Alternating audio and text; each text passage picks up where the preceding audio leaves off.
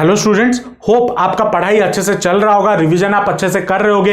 Exam बहुत नजदीक है और आज का ये वीडियो मैं आपके लिए लेके आया हूं जो चैप्टर डिटरमिनेंट्स चैप्टर का पूरा रिवीजन हमने इस एक वीडियो में किया हुआ है। और उसके साथ साथ जो क्वेश्चंस आपको एग्जाम में आ सकते हैं 2022 सिलेबस में, कैसे टाइप के क्वेश्चंस आएंगे और आपका जो भी सिलेबस है वो पूरा का पूरा ये एक वीडियो में समाया हुआ है। तो वीडियो को पूरा देखना, एंड तक देखना और जो क्वेश्चंस करवाए हैं उसको जरा प्रैक्टिस करना ताकि आप एग्जाम में अपना बेस्ट दे पाओ।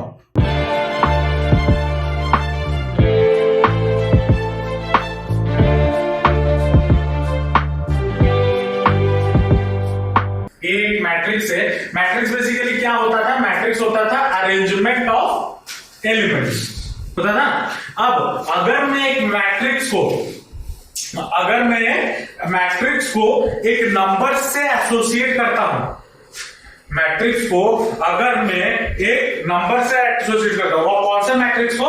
एक स्क्वायर मैट्रिक्स को अगर मैं एक नंबर से एसोसिएट करता हूं, देन उस नंबर को हम क्या बोलेंगे? डिटरमिनेंट। ठीक है। जैसे फॉर एग्जाम्पल मैंने क्या बोला था, ये मैट्रिक्स कभी नंबर नहीं हो सकता कोई, लेकिन अगर एक स्क्वायर मैट्रिक्स को अगर इफ इट इज एसोसिएटेड, इसको रिप्रेजेंट कैसे करते हैं? रिप्रेजेंट किया जाता है डेटे या फिर डेल्टा से रिप्रेजेंट करते हैं, या फिर ए और ये दो कारण। ठीक है। अब बच्चे जनरली कंफ्यूज होते हैं कि ये सर मॉडुलस है या डिटरमिनेंट है, कैसे पहचाने? ये क्वेश्चन दिमाग में आता है बच्चों का। जनरली प्रॉब्लम होता है कि सर हमें पता कैसे चलेगा कि ये मॉडुलस है या एक डिटरमिनेंट है। तो जब भी आपको यहां पे कोई नंबर मिल रहा होगा, इस ए की जगह पे अगर कोई नंबर मिल रहा होगा, देन दैट इज मॉडुलस। ठीक है। अगर नंबर मिल रहा है, if A is equal to any number, then this one, ये इसको हम क्या बोलेंगे? ये मॉडुलस ऑफ ए। लेकिन ए अगर हमारा एक मैट्रिक्स है, क्या है? एक मैट्रिक्स है, तो हम इसको क्या बोलेंगे? Determinant of. ठीक है। अब हमारे पास मान लो एक मैट्रिक्स है, ए इज इक्वल टू ए। ये भी हमारा एक स्क्वायर मैट्रिक्स है जिसका ऑर्डर क्या है? 1 क्रॉस 1 ऑर्डर है। तो डिटरमिनेंट ऑफ ए कितना हो जाएगा? अगर मैं डिटरमिनेंट ऑफ ए निकालूं, that will be equal to कितना हो जाएगा? वही सेम एलिमेंट ए के बराबर।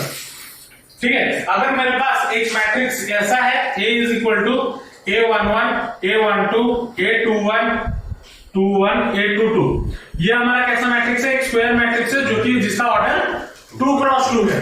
तो इसका डिटरमिनेंट क्या हो जाएगा? ए का डिटरमिनेंट कितना हो जाएगा? ये इंटू ये A11 इंटू A22, फिर माइनस ये वाला A21 इंटू A12। ठीक है। ये तो आसान था। अब आते हैं, अगर मान लो आपको एक मैट्रिक्स जो है ना ये वाला 3 क्रॉस 3 का, तो इसका डिटरमिनेंट क्या हो जाएगा? इसका डिटरमिनेंट कैसे कैलकुलेट करें? इसका डिटरमिनेंट कैलकुलेट करने के लिए हमें एक चीज का ध्यान रखना है, जो सबसे शॉर्टकट है मैं वही बता रहा हूं। फालतू का एनसीईआरटी में बहुत सारा लंबा सा प्रोसीजर दिया है, उसको पढ़ने की जरूरत नहीं। जो बता रहा हूं उसको दिमाग में रखना। जब ऐसा सॉल्व कर या इसका डिटरमिनेंट सॉल्व करने आए तो हम कैसे करेंगे? हमें एक चीज दिमाग में रखना है, plus minus plus, minus plus minus, plus minus plus. एक चीज ये दिमाग में रखना है। और इसका जो डिटरमिनेंट होगा, मतलब ए का जो डिटरमिनेंट होगा, क्या determinant? A11, A12, A13, A21, A22, A23, A31, A32, A33। इसका जो डिटरमिनेंट होगा, इसको सॉल्व करने के हमारे पास कितने तरीके हैं, पहले वो सॉल्व पता करते हैं। कितने तरीके से मैं इसको सॉल्व कर सकता हूं? 6 तरीके से सॉल्व कर सकता हूं। कैसे 6 तरीके से सॉल्व कर सकता हूं? हमें जब डिटरमिनेंट के क्वेश्चन मिलते हैं तो हमें बोला जाता है एक्सपैंड यूजिंग रो 1, एक्सपैंड यूजिंग रो 2, एक्सपैंड थ्रू रो 3। तो तीन रो है, 3 कॉलम है, तो उन 6 तरीकों से हम इसको एक्सपैंड कर सकते हैं। ठीक है, अब एक्सपैंड करने से पहले हमारे दिमाग में कौन सा क्या चीज होना चाहिए, ये साइन कन्वेंशन। अगर मैं रो 1 से एक्सपैंड कर रहा हूं, रो 1 कौन सा है, ये वाला। अगर रो 1 से एक्सपैंड कर रहा हूं तो मैं कौन सा साइन कन्वेंशन यूज करूंगा, ये वाला। अगर मैं रो 2 से कर रहा हूं तो ये वाला। अगर रो 3 से कर रहा हूं तो ये वाला। साइन कन्वेंशन आप जिस रो से एक्सपैंड कर रहे हो उस हिसाब से आपको साइन कन्वेंशन चूज करना है, चाहे आप रो के लिए करो चाहे आप कॉलम के लिए करो। ये साइन कन्वेंशन दिमाग में होना जरूरी। अब साइन कन्वेंशन हो गया, उसके बाद सॉल्व कैसे करें। मान लो मैं इसको दिखाता हूं, मैं इसको एक्सपैंड अभी कर रहा हूं बाय यूजिंग रो 1। ठीक है, बाय यूजिंग रो 1। तो रो 1 में पहला एलिमेंट क्या है, तो क्या लिखूंगा, A11, इसको बंद, इसको बंद, ये वाला बंद और ये वाला बंद। ठीक है, साइन कन्वेंशन क्या था A11 के लिए प्लस, तो A11 के सामने क्या होगा प्लस, ये बंद और ये बंद। उसके बाद A22 into A33 minus A32 into A23। फिर नेक्स्ट कौन सा एलिमेंट आएगा, रो 1 से एक्सपैंड कर रहे हैं तो A12, तो A12 लिखना। अब A12 के सामने साइन क्या होगा, साइन कन्वेंशन के हिसाब से माइनस, तो माइनस डाल दो। फिर ये कॉलम और ये रो बंद कर दो, है ना। मैं उसके ऊपर ड्रॉ नहीं कर रहा क्योंकि मेरे को बहुत खुश हो जाएगा। ये रो ये कॉलम, तो बचा क्या क्या, A1, A21, A23, A31 और A33। तो क्या हो जाएगा, A21 into A33 minus A31 into A23। फिर नेक्स्ट क्या आएगा, कौन सा एलिमेंट, A13, तो प्लस A13 प्लस क्यों दिया, क्योंकि साइन कन्वेंशन क्या है प्लस। तो ये वाला कॉलम और ये वाला रो बंद, बचा क्या क्या, A21, A32 into A21 into A32। फिर ऊपर लिख दे रहा हूं माइनस, क्या हो जाए A31 और A31 A2। हो गया सॉल्व, समझ में आया। अब हमारे पास ऑर्डर 4x4 का डिटरमिनेंट हमारे सिलेबस में नहीं है। ठीक है, हमारे पास 3x3 तक का ही डिटरमिनेंट सॉल्व करने का सिलेबस में है। तो ऐसे सॉल्व किया है। सॉल्व करने के अब देखो, अगर मान लो मुझे कॉलम 2 देता, एक्सपैंड थ्रू कॉलम 2, तो बस मेरा साइन कन्वेंशन चेंज होता है लेकिन तरीका वही होता। क्या, पहले ये वाला एलिमेंट लेता, तो ये वाला एलिमेंट ले रहा हूं तो ये रो और ये कॉलम। फिर ये वाला एलिमेंट लेता तो ये रो और ये कॉलम बंद। फिर ये वाला एलिमेंट लेता तो ये रो, सॉरी ये कॉलम और ये रो बंद होता। बस सॉल्व करते हुए जाओ। ठीक है, अच्छा इसमें और एक चीज भी याद रखना इंपॉर्टेंट है, इसके बेसिस पे क्वेश्चन भी अगर पूछ ले तो A1 मार्कर पूछ सकता है। Determinant of A, determinant of कोई भी मैट्रिक्स अगर ए आपको गिवन है, ठीक है, that will be equal to, that is also equal to determinant of A का ट्रांसपोज। ए का ट्रांसपोज का डिटरमिनेंट निकालो और ए का, मान लो ये आपका मैट्रिक्स है, इसका डिटरमिनेंट निकालो, जो आंसर आएगा इसको ट्रांसपोज करके इसका डिटरमिनेंट निकालो, आंसर वही आएगा, सेम आएगा। ठीक है, तो ये एक इंपॉर्टेंट पॉइंट है आपके लिए। अब इसमें हाँ बोला गया है कि, हाँ मैं ये मानता हूं इसमें ये बोला गया है कि आपको प्रॉपर्टी सिलेबस में नहीं है, लेकिन दो प्रॉपर्टी ऐसे हैं जिसको हमें दिमाग में रखना है टू सॉल्व फर्दर आगे के क्वेश्चंस। जो पहला प्रॉपर्टी है, अगर ये हमारा मैट्रिक्स है, ठीक है, हमारा ये मैट्रिक्स है, अगर मैं किसी से कॉमन लेना चाहूं, या फिर अगर मैट्रिक्स है, मैं अगर इसमें से इससे किसी के साथ मल्टीप्लाई करना चाहूं, मतलब कोई एक स्केलर मल्टीप्लाई करना चाहूं, जैसे मान लो इसके साथ में 2 मल्टीप्लाई करना चाहूं, तो मैट्रिक्स में क्या होता था, हर एलिमेंट के साथ मल्टीप्लाई होता था, लेकिन डिटरमिनेंट में वैसा नहीं है। डिटरमिनेंट में क्या है, हम कोई भी एक रो के साथ या फिर कोई भी एक कॉलम के साथ बस मल्टीप्लाई करेंगे, ठीक है। या फिर अगर मान लो मुझे कोई भी रो या कोई भी कॉलम से कॉमन लेना हो, मान लो इस रो से मुझे कुछ चीजें कॉमन लेनी है, तो मैं कॉमन सिर्फ एक रो से ले सकता हूं या फिर एक कॉलम से कॉमन ले सकता हूं। तो जो दूसरा प्रॉपर्टी है या चीज है जो दिमाग में रहना चाहिए, common can be taken, sorry यहां पे एक चीज लिखना है, एनी वन रो और वन कॉलम, एक साथ सबसे नहीं ले सकते, ठीक है। किसी एक रो से या किसी एक कॉलम से हम कॉमन ले सकते हैं, ठीक है। उसके बाद अगर मान लो मेरे पास कोई एक डिटरमिनेंट है, जैसे मान लो 1 2 3 1 2 3 5 6 7, मेरे पास अगर कोई भी रो या कोई भी कॉलम, कोई भी 2 रो या फिर कोई भी 2 कॉलम अगर आइडेंटिकल आ जाते हैं, अगर आइडेंटिकल आ जाते हैं, मतलब यहां पे 2 कॉलम आइडेंटिकल है, 2 कॉलम अगर आइडेंटिकल आ जाते हैं तो इसका वैल्यू क्या हो जाएगा, 0 के बराबर हो जाएगा। कोई भी 2 रो या फिर कोई भी 2 कॉलम का वैल्यूज अगर इक्वल आ जाते हैं तो उसका डिटरमिनेंट क्या हो जाएगा, 0 हो जाएगा, ठीक है। उसके बाद नेक्स्ट चीज क्या है, नेक्स्ट चीज ये है कि अगर मान लो जैसे यहां पे 1 2 3 है, 2 4 6, अगर ये भी होता है, मतलब अगर 1 2 3 2 4 6 है, इस वाले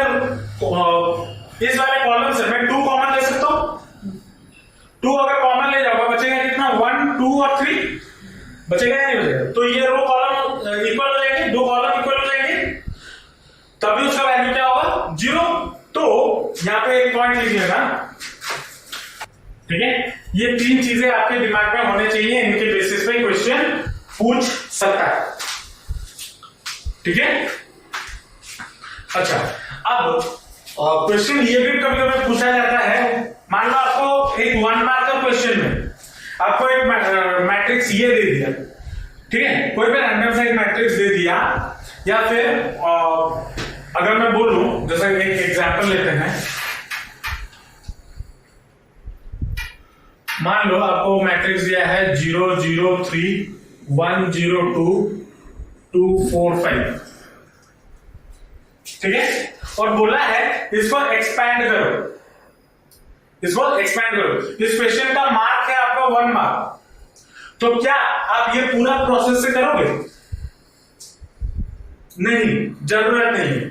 हमेशा देखना, जब भी अगर आपको डिटरमिनेंट पूछा हो, उस रो या उस कॉलम से एक्सपैंड करना जिस रो या जिस कॉलम में मैक्सिमम नंबर ऑफ जीरोज हो, ठीक है, जिस रो में या जिस कॉलम में मैक्सिमम नंबर ऑफ जीरोज हो, तो आप उसी कॉलम से एक्सपैंड करना, ताकि आपको डिटरमिनेंट में ज्यादा सॉल्विंग करना ना पड़े। अगर मैं 0 से करता हूं तो क्या होता है, देखो, अब देखो, मैं आइदर इस रो से कर सकता हूं या फिर इस कॉलम से कर सकता हूं, क्योंकि यहाँ पे 2 जीरो है कॉलम से, और अगर रो में देखें तो यहाँ पे 2 जीरो है। तो अगर मैं रो 1 से करता हूं, तो अगर मैं सॉल्व करता हूं तो क्या होता है, 0 इंटू ये वाला बंद और ये वाला बंद, तो 0 इंटू हो गया तो वो 0 हो गया। अब 0 फिर इसके साथ 0 इंटू, जब ये एलिमेंट लेता है 0 इंटू ये बंद, फिर इसके साथ में मल्टीप्लाई करता वो भी 0 हो जाता है। तो फालतू का ये सब मल्टीप्लाई करने की जरूरत नहीं है, बस क्या करना है, जो बचा हुआ है 3 बचा हुआ है मान लो, तो इसी रो और इसी कॉलम को बंद करो, जो बचा उसको मल्टीप्लाई कर दो, आंसर 1 मार्क का मिल गया। फालतू का पूरा स्टेप लिखने की जरूरत नहीं, हमेशा एक्सपैंड उसी रो या उसी कॉलम से करना जिसमें मैक्सिमम नंबर ऑफ क्या हो, जीरोस मौजूद हो, ठीक है। लिखना चाहो तो लिख लो, फिर आगे चलो। उसके बाद नेक्स्ट चीज क्या आता है डिटरमिनेंट में, माइनर एंड कोफैक्टर, क्या है माइनर और क्या है कोफैक्टर, पता है? पता है? मान लो आपके पास एक डिटरमिनेंट है 1 2 3 4 5 6 7 8 9, ये एक डिटरमिनेंट है। तो इसका मैं अगर बोलूं माइनर ऑफ, मान लो माइनर ऑफ 1 2 निकालने के लिए, तो कैसे निकालूंगा? क्या है, अगर मुझे मान लो M12 निकालना है, मतलब माइनर ऑफ 1 2, तो पहला वाला क्या है, रो, तो ये वाला रो फर्स्ट रो, और 2 क्या है, सेकंड कॉलम। बंद कर दो, जो बचा उसको लिख दो, ये बंद और ये बंद, बचा क्या क्या, 4 6 7 9, ये आपका क्या बन गया, माइनर। इसको अगर सॉल्व करो तो कितना आएगा, 9 36 minus 42 which is equal to कितना, -6। ठीक है, अगर आपको बोले माइनर ऑफ 3 3 निकालो, कैसे निकालोगे? थर्ड रो और थर्ड कॉलम बंद कर दो, ये वाला रो और ये वाला कॉलम, बचा क्या क्या, 1 2 4 5, सॉल्व करो कितना आएगा, 5 - 8 विच इज इक्वल टू -3। समझे माइनर क्या होता है? अब ये तो हो गया माइनर की बात। उसके बाद आते हैं कोफैक्टर। कोफैक्टर क्या होता है? कोफैक्टर को रिप्रेजेंट कैसे किया जाता है? किसी किसी बुक में कैपिटल ए से रिप्रेजेंट किया जाता है, या फिर किसी किसी बुक में आपको सी से रिप्रेजेंट किया जाता है। ठीक है, आरटी में ए है, एनसीईआरटी में सी है, किसी किसी बुक में या उल्टा है, मुझे थोड़ा याद नहीं आ रहा। तो क्या करना है कोफैक्टर निकालने के लिए? मान लो मैं बोलूं सी ऑफ 1 2 निकालो, कोफैक्टर ऑफ 1 2, तो कैसे निकालोगे? साइन कन्वेंशन यूज करोगे, या फिर इसका एक छोटा सा ट्रिक है या फॉर्मूला है, जो भी बोलो, क्या, -1 टू द पावर, जो यहां पे लिखा है ये आई और ये जे होता है ना, तो 1 + 2 ये कर दो, फिर माइनर ऑफ 1 2 इसके साथ मल्टीप्लाई कर दो। अगर मुझे M33 का निकालना होता, मतलब C33 को फैक्टर निकालना होता, तो -1 टू द पावर 3 + 3 और M33 इसके साथ मल्टीप्लाई कर दो। या फिर ऐसे कर सकते हो, या फिर साइन कन्वेंशन का यूज कर सकते हो, जो हमने यहां पे सीखा था। ठीक है ना, साइन कन्वेंशन का यूज करके कर सकते हो, दोनों ही आपके लिए एप्लीकेबल है, जो आपको इजी लगे वही करो। ठीक है, समझ में आया माइनर क्या होता है, कोफैक्टर क्या होता है? चलो, अब मान लो आपके पास एक ट्राइंगल है, इसके बेसिस पे भी क्वेश्चन बहुत पूछे जाते हैं। मान लो इसका वर्टेक्स है x1, y1, इसका वर्टेक्स है x2, y2, और इसका वर्टेक्स है मान लो x3, y3। ठीक है, 3 वर्टेक्स गिवन है, और पूछा है एरिया ऑफ द ट्राइंगल कितना होगा।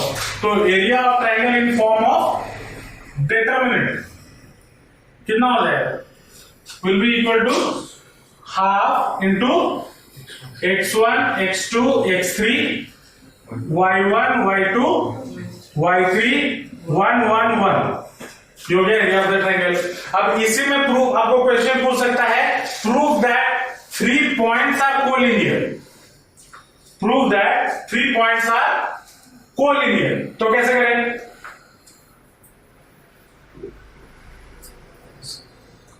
थ्री पॉइंट्स कोलिनियर कब होंगे? अब इसको इधर से देखो, इस पॉइंट को अगर मैं उठा के रखे इस पॉइंट पे रख दूं, इस पॉइंट पे, तो ये क्या पॉइंट हो गया, x1, y1। अब ये 3 पॉइंट कोलिनियर कब होंगे? जब एरिया ऑफ द ट्राइंगल 0 हो जाए। तो 3 पॉइंट्स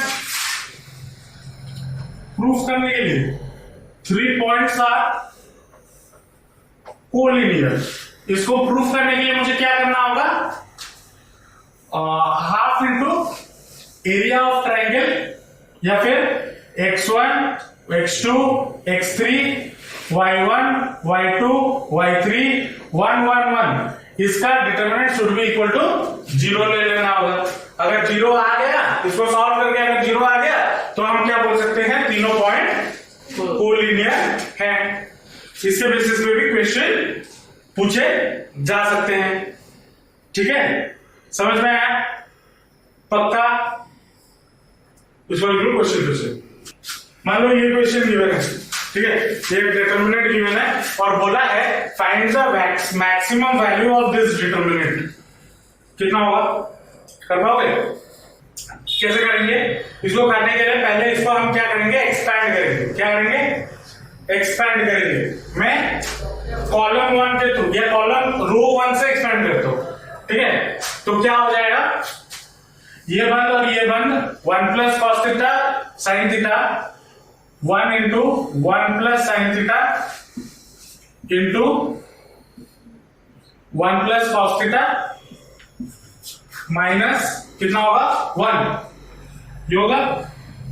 फिर -1 इंटू ये बंद और ये बंद, तो 1 plus cos theta 1 into 1 plus cos theta, फिर माइनस ये बंद और ये बंद थे ना, -1, तो ये 1 मल्टीप्लाई करो ना करो वो बराबर ये हो गया। फिर प्लस क्या है? 1, फिर ये बंद और ये बंद 1 into 1 1 minus 1 plus sine theta, ये हो जाएगा। सॉल्व करेंगे तो कितना होगा? 1 into 1 1 into cos theta plus cos theta, फिर साइन थीटा इंटू 1 तो प्लस साइन थीटा, फिर sine theta into cos theta, sine theta into cos theta, फिर -1 ये आ जाएगा। फिर -1 इसके साथ मल्टीप्लाई है तो ये 1 और ये 1 कैंसल आउट, तो ये बन जाएगा माइनस कॉस थीटा, फिर प्लस यहां से अगर मैं ब्रैकेट खोलूं तो ये -1 के साथ भी मल्टीप्लाई, इसके साथ भी मल्टीप्लाई, तो 1 1 गेट्स कैंसिल, तो बचा कितना?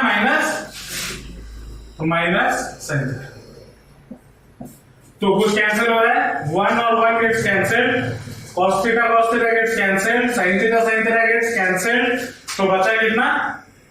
sin theta into cos theta, ये बचा। इसके साथ मैं क्या करता हूं? एक 2 मल्टीप्लाई करता हूं और एक 2 डिवाइड करता हूं, तो क्या बन जाएगा?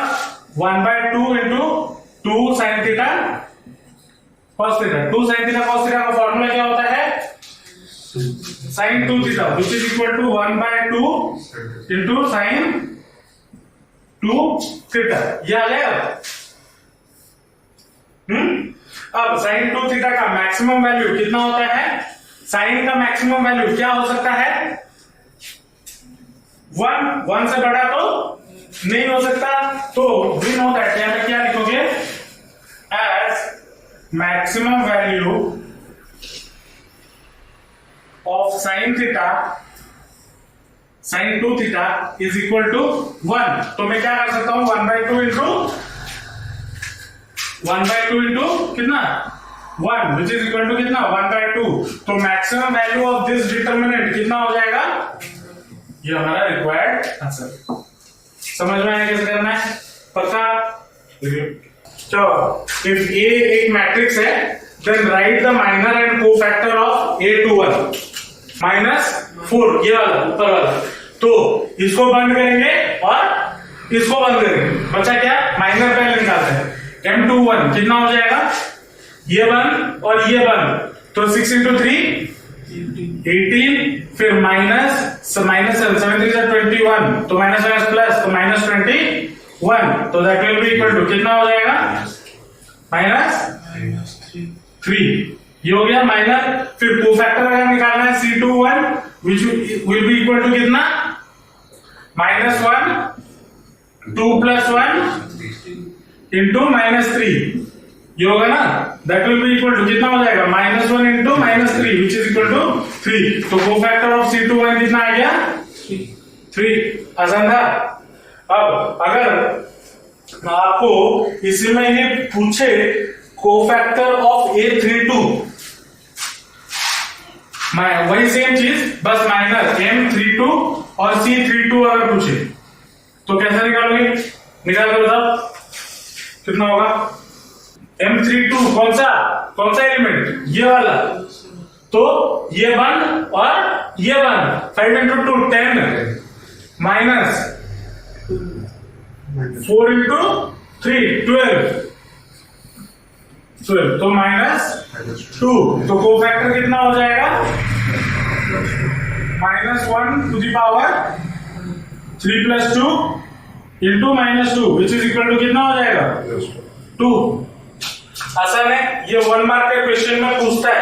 अब यहाँ पे मैंने आपको माइनर पूछ लिया, वहां पे हो सकता है एग्जाम में बस आपको कोफैक्टर पूछे। If A is this, write the cofactor। तो कोफैक्टर निकालने के लिए पहले तो आपको माइनर निकालना आना चाहिए, अगर वो नहीं निकाल पाए तो नहीं कर पाओगे।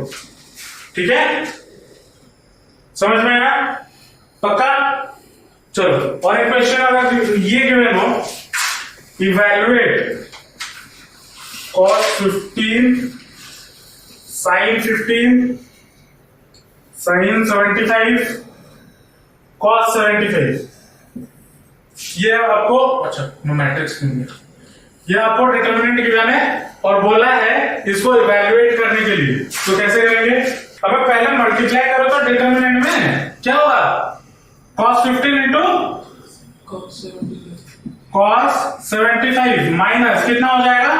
sin 75 into sin 15, या फिर इधर sin 15 लिखो इधर 75 लिखो, कोई फर्क नहीं पड़ता। ये कौन से फॉर्मूले में आ रहा है? cos A plus B।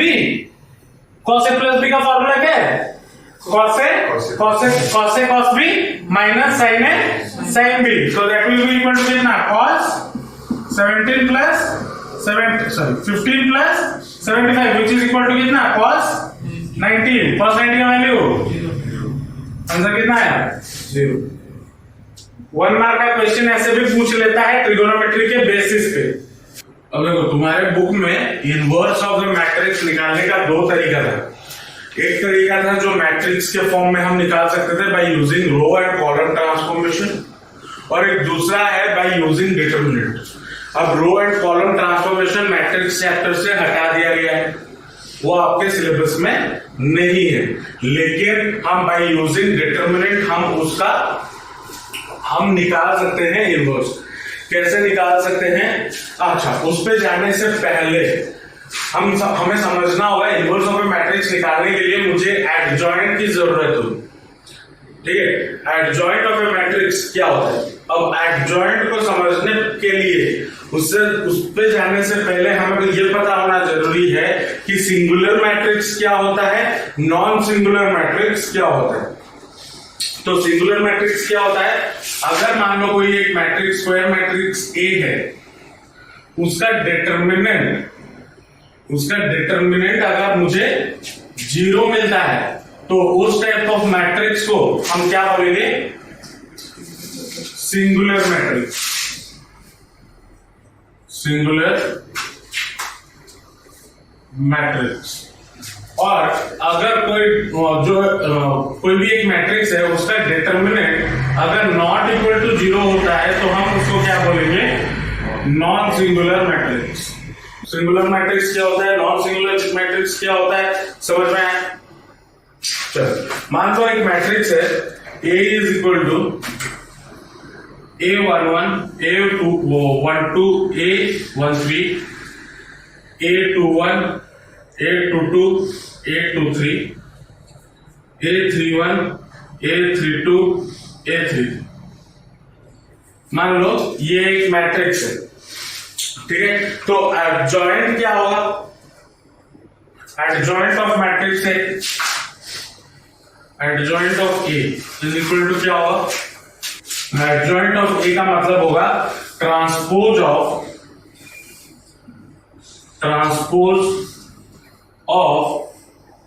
C11 C12 C13 C21 C22 C23 C31 C32 C33। ठीक है, मतलब ट्रांसपोज कैसे निकाल सकते हैं? अगर हमें एक मैट्रिक्स गिवन है, कोई भी स्क्वायर मैट्रिक्स गिवन है, ठीक है, कोई भी स्क्वायर मैट्रिक्स गिवन है A11 जिसके एलिमेंट्स क्या क्या हैं, A11 A12 A13 A21 A22 A23 A31 A32 A33। तो पहले हम उसका कोफैक्टर निकालेंगे। कोफैक्टर निकालना आता है, कल बताया था। कोफैक्टर निकालेंगे, कोफैक्टर निकालने के बाद उसको ट्रांसपोज करेंगे, उसका ट्रांसपोज करेंगे तो जो वैल्यू मिलेगा या जो मैट्रिक्स मिलेगा उसको हम क्या बोलेंगे, एडजॉइंट ऑफ ए। ठीक है, ये तो चलो 3x3 मैट्रिक्स का था। अब एडजॉइंट एक 2x2 मैट्रिक्स का निकालना थोड़ा इजी है। चाहे तो आप इसी फॉर्म में निकाल सकते हो, जो तरीका है। पहले कोफैक्टर निकालो। मान लो जैसे आपको एक ए मैट्रिक्स गिवन है, A11 A12 A21 A21 A22। चाहो तो पहले आप इसका कोफैक्टर निकालो, कोफैक्टर निकाल के फिर इसको ट्रांसपोज करो, तब भी उसका एडजॉइंट निकलेगा। इसको करने का और एक तरीका है, आसान सा तरीका, जो आपके एनसीईआरटी में भी गिवन है। क्या? इन दोनों एलिमेंट्स को इंटरचेंज कर देना। क्या कर देना? इंटरचेंज का मतलब A11 के जगह पे A22 चला जाएगा और A22 के जगह पे A11 आ जाएगा। ठीक है, और बाकी ये दो एलिमेंट्स का साइन चेंज कर देना। मतलब अगर ये दोनों पॉजिटिव है तो पॉजिटिव की जगह पे माइनस साइन लगा देना, और अगर माइनस है तो पॉजिटिव लगा देना, तब उसका ट्रांसपोज एडजॉइंट निकल आएगा। ये एक आसान सा तरीका है। ठीक है, समझ में आया एडजॉइंट कैसे निकालेंगे? पक्का? उसके बाद एडजॉइंट के बेसिस पे जो न्यूमेरिकल आते हैं उसके कुछ प्रॉपर्टीज हैं जिसके बेसिस पे क्वेश्चंस आपको पूछे जा सकते हैं। ठीक है, जैसे मान लो पहला जो प्रॉपर्टी है, मान लो ए एक मैट्रिक्स है इनटू एडजॉइंट ऑफ ए। अगर मैं करता हूं एक मैट्रिक्स है उसके साथ एडजॉइंट ऑफ ए मल्टीप्लाई करता हूं, या फिर अगर एडजॉइंट ऑफ ए के साथ मैं ए को मल्टीप्लाई करता हूं, that will be equal to A determinant into एक identity matrix of that same order. मतलब अगर मुझे एक 3x3 मैट्रिक्स मिला है, मैं उस मैट्रिक्स को अगर मैं उसके एडजॉइंट के साथ मल्टीप्लाई करता हूं, उसका वैल्यू जितना आएगा that will be equal to, मैं उस मैट्रिक्स का डिटर्मिनेंट निकाल लूं इनटू उसके साथ एक आइडेंटिटी मैट्रिक्स मल्टीप्लाई कर दूं ऑफ सेम ऑर्डर, मुझे उस वैल्यू उतना उसका सेम ही मिले। ठीक है, उसके बाद नेक्स्ट प्रॉपर्टी क्या है, एडजॉइंट ऑफ, मान लो ए बी दो मैट्रिक्स गिवन है, उसको मल्टीप्लाई करके उसका एडजॉइंट निकाले, that will be equal to adjoint of A into adjoint of B. ठीक है, तुम अलग अलग उसका एडजॉइंट निकालो और उसको बाद में मल्टीप्लाई करो, that will be equal to पहले मल्टीप्लाई करके उसका एडजॉइंट निकालो, दोनों का वैल्यू सेम आएगा। ठीक है, उसके बाद तीसरा property, adjoint of A transpose. Adjoint of A transpose is equal to adjoint of A का होल ट्रांसपोज। ठीक है, मतलब तो अगर एक मैट्रिक्स गिवन है, मैट्रिक्स का आप ट्रांसपोज करते हो फिर उसका एडजॉइंट निकालते हो, then that will be equal to, आप पहले एडजॉइंट ए निकाल लिए और उसका ट्रांसपोज कर दिए तो वैल्यू आपको सेम मिलेगा, ये मैट्रिक्स आपको सेम मिलेगा। ठीक है, उसके बाद और एक चौथा प्रॉपर्टी है, adjoint of adjoint A is equal to A का determinant to the power n-2 into A। A का डिटर्मिनेंट निकालो, उसका पावर में n क्या है, order of the matrix, n-2 कर दो इनटू ए मैट्रिक्स कर दो, वही same matrix, that will be equal to adjoint of adjoint A. इस प्रॉपर्टी में क्वेश्चन पूछा जाता है, ये प्रॉपर्टी इंपॉर्टेंट है। अब यहां पे मैंने बोला ये तो चलो एडजॉइंट के प्रॉपर्टीज हो गए, अब इस एडजॉइंट को यूज करके हमें क्या करना है, हमें इनवर्स ऑफ ए मैट्रिक्स निकालना है। अब इनवर्स ऑफ ए मैट्रिक्स क्या होता है, अगर A inverse is equal to कितना हो जाएगा 1 बाय या फिर adjoint of A divided by A का डिटरमिनेंट, ये आपका ए इनवर्स का फॉर्मूला है। ठीक है, अब पूछा सर ए इनवर्स मुझे क्यों चाहिए, ए इनवर्स मुझे क्यों चाहिए, क्यों निकाल रहे हैं, क्योंकि अब इसका एप्लीकेशन आपका दूसरे वाला टॉपिक पे है। क्या टॉपिक, मान लो आपके पास 3 इक्वेशन है, a1x plus b1y plus c1z is equal to d1, a2x plus b2y plus c2z is equal to d2, a3x plus b3y plus c3z is equal to d3। मान लो ये 3 आपको सिस्टम ऑफ लीनियर इक्वेशंस आपको given है। अब बोला है इसको solve करो बाय यूजिंग डिटरमिनेंट। अब सॉल्व करने का मतलब क्या होता है, मुझे x, y और z का वैल्यू निकालना है ना। सिस्टम लीनियर इक्वेशन को अगर हम सॉल्व करते हैं तो उसका मतलब क्या होता है, उसके अननोन का वैल्यू निकालना है। अननोन क्या है यहाँ पे, x, y और z, उसका वैल्यू निकालने के लिए बोला है। तो उसका वैल्यू हम कैसे निकाल सकते हैं, पहले इसको ये वाला पार्ट लिख चुके हो, a2 b2 c2 a3 b3 c3, ये आ गया। x के जगह पे हम लिख देंगे x, y और z, और b के जगह पे हम क्या लिख देंगे d1, d2 एंड d3। ठीक है, और इसको इन चीजों को लिखने के बाद इसको हम एक्सप्रेस कैसे करेंगे, इसको हम एक्सप्रेस करेंगे ax इक्वल टू b के फॉर्म में, ax इक्वल टू b के फॉर्म में। लेकिन मुझे यहां पर वैल्यू किसका चाहिए, x, y, z का। तो x will be equal to कितना, a इनवर्स इंटू b। तो यहां पे a इनवर्स जो डालेंगे हम, वो कहां से कैसे निकालेंगे, इधर से। ठीक है, समझ में आया। इतना चीजें आपके डिटरमिनेंट के सिलेबस में है। चलिए इतना सारा लिख लो, फिर न्यूमेरिकल पे चलेंगे। चलो, अब कोई ऐसे भी 1 मार्क क्वेश्चन पूछा जा सकता है, क्या, for what value of x the matrix 2x plus 4 4x plus 5 3 is a singular matrix. अब मैंने यहाँ पे क्या बोला, सिंगुलर मैट्रिक्स हम किसको बोल सकते हैं, जिसका डिटरमिनेंट आपका 0 के बराबर हो। तो इसको सॉल्व करो, डिटरमिनेंट सोल्यूशन में आएंगे, determinant of 2x plus 4 4x plus 5 3 is equal to कितना हो जाना चाहिए, 0 हो जाना चाहिए for a singular matrix.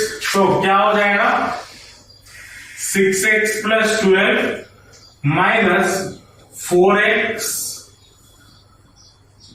Minus 20 equal to 0, ये होगा।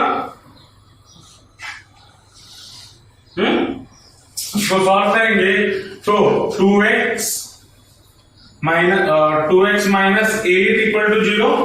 तो x आपको कितना मिल जाएगा, 4 मिल जाएगा। तो x का वैल्यू कितना आया, 4। तो ये मैट्रिक्स सिंगुलर मैट्रिक्स कब होगा, जब x का वैल्यू 4 होगा। x का वैल्यू क्या होगा, 4 होगा। तो ये आपको 1 मार्कर टाइप के question on the basis of singular matrix आपको पूछा जा सकता है। कैसे करना है, पहले क्या निकालेंगे, हमें पता है a inverse is equal to क्या होता है, adjoint of a divided by a का डिटरमिनेंट ये होता है, ए का डिटरमिनेंट कितना हो जाएगा इसमें से, सॉल्व करो, 6 - 5 1, ए का डिटरमिनेंट आ गया।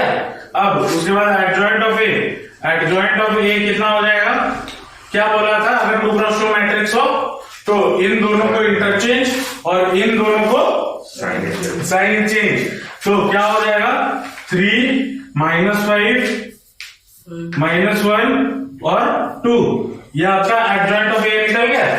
अब बस इनको को डिवाइड कर देना है, तो डिवाइड करोगे तो कितना आएगा, A inverse is equal to, वही सेम चीज 1 के साथ हर एलिमेंट को डिवाइड करो, वही सेम चीज, तो 3 - 5 -1 और 2 आ गया। ये आपको 1 मार्क के क्वेश्चन में पूछा जा सकता है, पूछा गया भी है, ठीक है, लिख ले। चलो पहले क्या हमें चाहिए, ए का डिटरमिनेंट कितना हो जाएगा, और 0 के अगेंस्ट करते हैं, तो इसके अगेंस्ट अगर की है तो ये वाला टर्म इसके साथ जो मल्टीप्लाई होगा वो 0 हो जाएगा। उसके बाद -1 के फॉर्म, -1 क्या था, plus minus plus minus plus minus, है ना, तो -1 इंटू ये बंद और ये बंद, 1 इंटू 1 1, 2 इंटू 3 6 -6, फिर -4 ये बंद और ये बंद 2।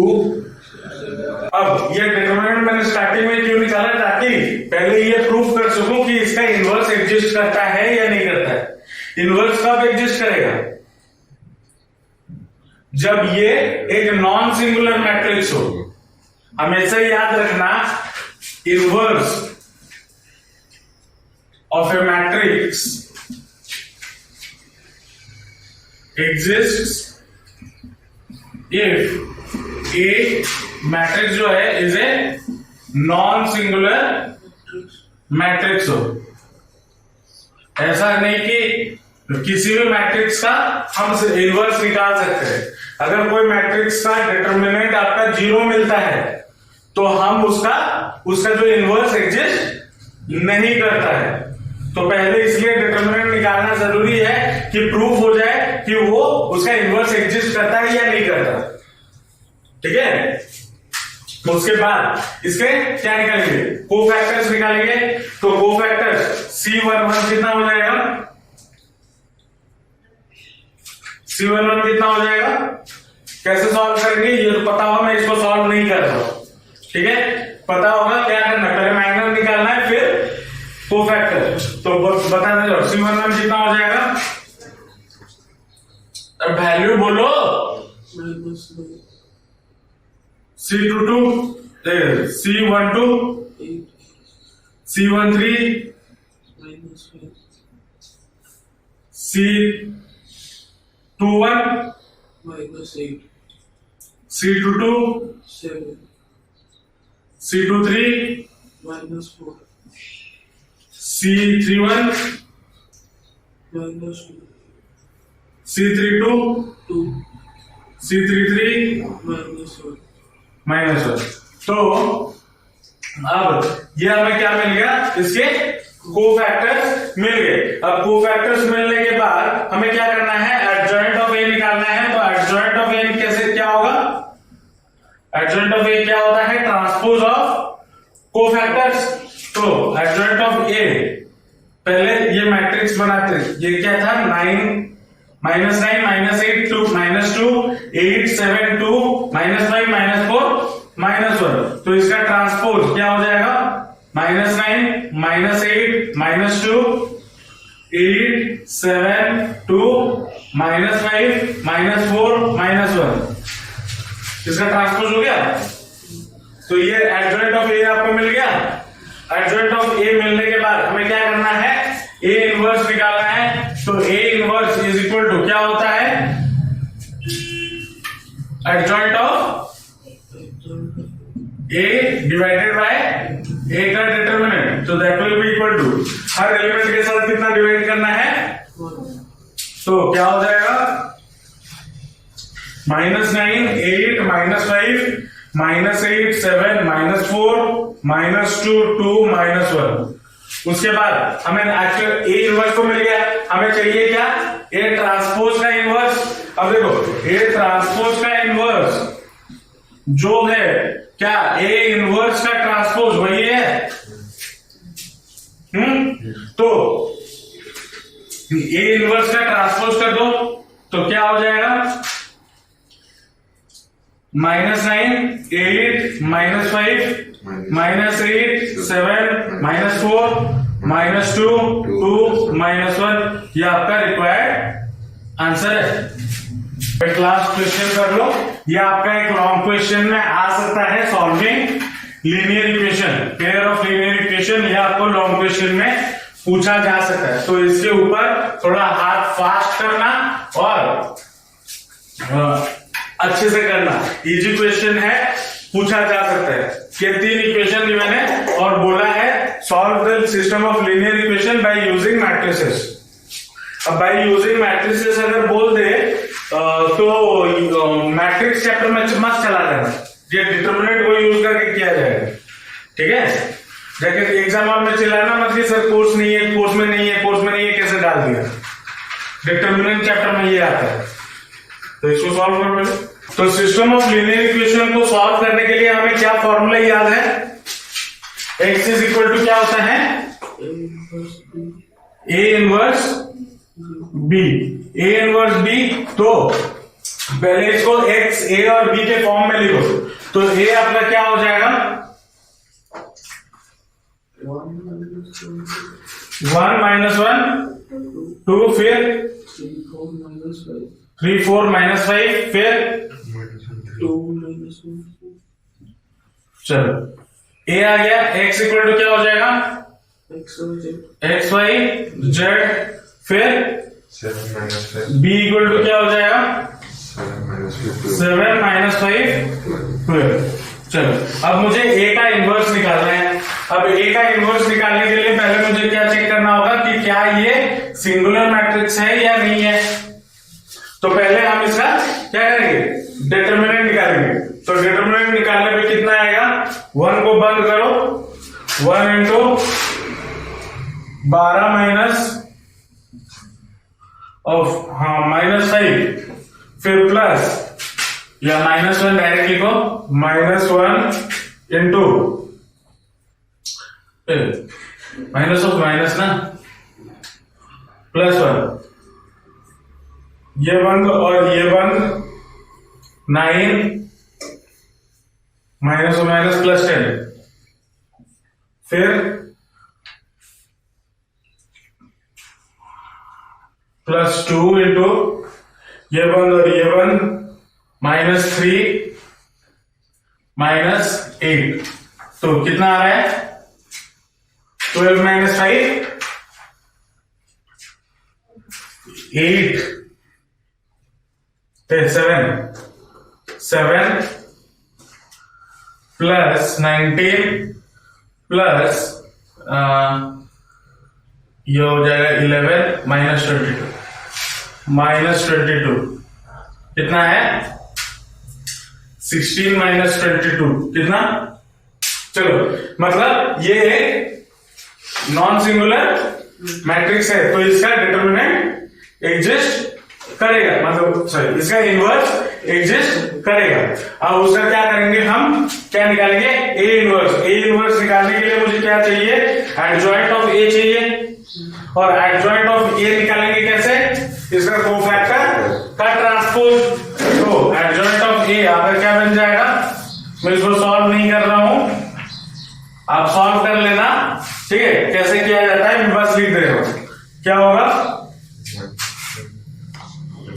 7 1 -3 -19 -1 11 फिर -11 -1 7, ये हो गया एडजॉइंट ऑफ ए।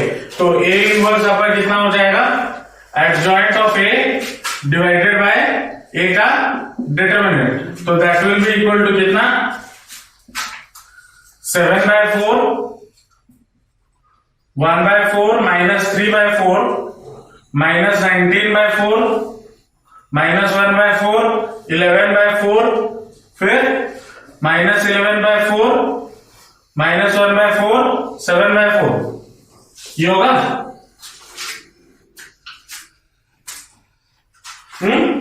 या फिर इसको तुम ऐसे ना करके आप ऐसे भी लिख सकते हो, बाहर 1/4 मल्टीप्लाई कर दो और जो है वही लिख दो, 7, 1, -3, -19, -1, 11, -11, -1, 7, ऐसे भी लिख दो, कोई फर्क नहीं पड़ता।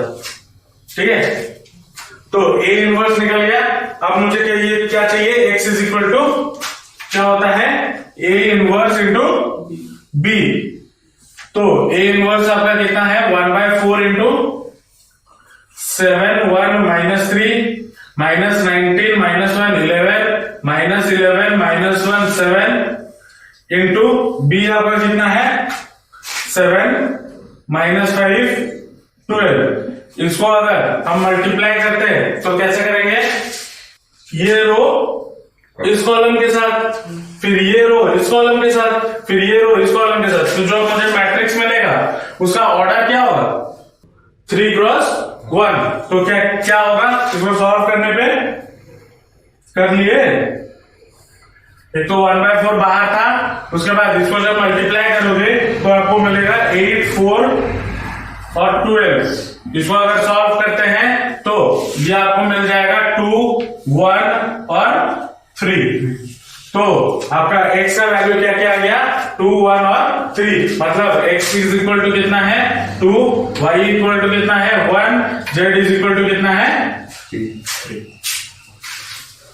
ठीक है, इस जितने क्वेश्चंस अभी करवाए ऐसे टाइप के क्वेश्चंस आपको एग्जाम्स में मिलेंगे फ्रॉम दिस चैप्टर, डिटरमिनेंट के चैप्टर से। ठीक है, तो 10 ईयर से क्वेश्चंस प्रैक्टिस करो। ठीक है, अभी के लिए एनसीईआरटी किए हुए हो पहले से, अभी 10 ईयर से क्वेश्चंस प्रैक्टिस करो। एक बार कर चुके हो 2 बार करो, 2 बार कर चुके हो 3 बार करो, 3 बार कर चुके हो 5 बार करो, लेकिन प्रैक्टिस करो। ठीक है, चलो, होप आपने पूरा का पूरा वीडियो जरूर देखा होगा और आपको वीडियो अच्छा लगा होगा। अगर वीडियो अच्छा लगा तो अपने दोस्तों के साथ शेयर जरूर करना और लाइक जरूर कर देना और जाते जाते चैनल को सब्सक्राइब कर देना, क्योंकि आपके रिवीजन वीडियोस में रेगुलरली अपलोड अभी कर रहा हूं। तो मिलते हैं नेक्स्ट रिवीजन वीडियो में। Till then all the best, जमकर पढ़ाई करते रहिए and thanks for watching the video.